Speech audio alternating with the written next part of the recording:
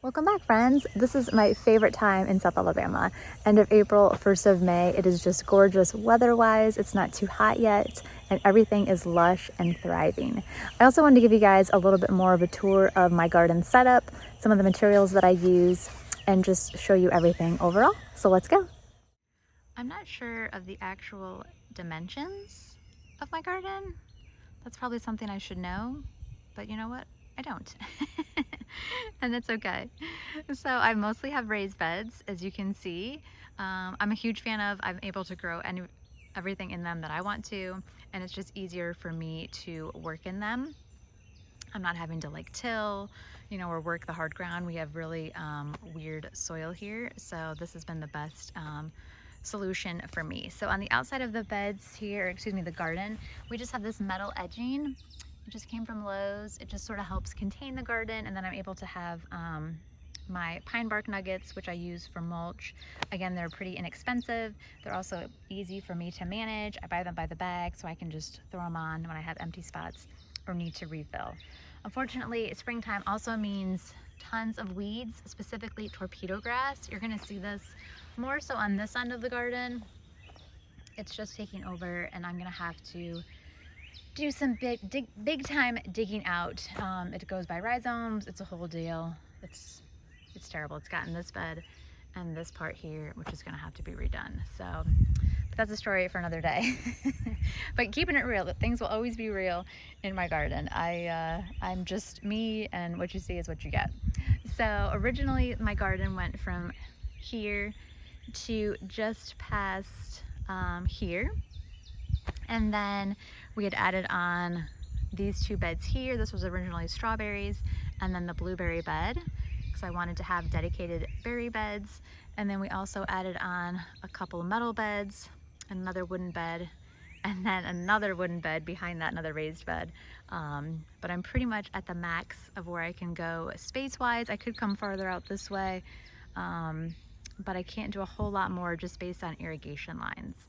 So I do have irrigation in my garden. We've been here about 7 years. We built this property, and I knew I was gonna have a garden and everything, so we were able to add irrigation right when we did the building. And I have some different setups. So it's all through the Rainbird system, which is irrigation.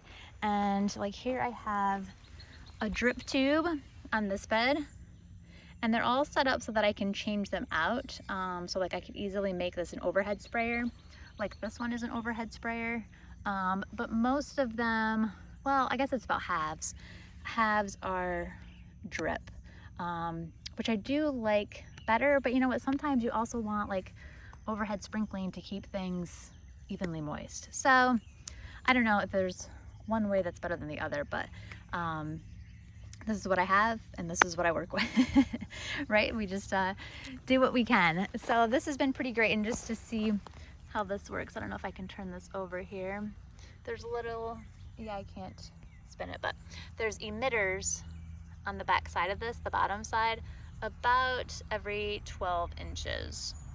And then of course that just sprinkles out like a traditional drip system, but it's not a soaker hose. It just has holes every so often for the water to come out. And then of course the overheads, this just pops up and it overhead sprinkles the whole bed. Now what is good about the overhead sprinklers is that I'm able to then water my grow bags at the same time in any containers, where if I had everything on the drip, that would be a lot trickier to do. So that's why I like having the combination, because then, like I said, I'm able to have so many grow bags, which I really do use a ton of, because I always seem to need more growing space and I always start too many plants. So I'm thankful that I'm able to have that option. And talking more specifically about the beds, so these are raised bed corners that I got from Gardener Supply, not sponsored. I just purchased these all on my own. They come in all kinds of different sizes as far as height wise, so you could do taller beds. They also have some like middle pieces or things that bend. It's not just necessarily the 90-90 corner piece, so they do have other options if that's something that you're interested in. Now I do use pressure treated wood in mine. I'm in South Alabama. I have termites, I have tons of water. I have humidity, mold, fungal issues, all that kind of stuff. So that's what I choose to use, but you do what works for you. I've had these for years. Well, like I said, 7 years. So far, so good. Minus the torpedo grass, but that's not their fault. And yeah, really happy with the raised beds. Like I said, I think these are 8 or 10 inches. And I've been able to grow everything I wanted to in them. And you can see I have dwarf blueberries in this bed. Thank you so much for watching, and be sure to like and subscribe so you can watch the garden as it progresses through the summer season. Happy growing, friends!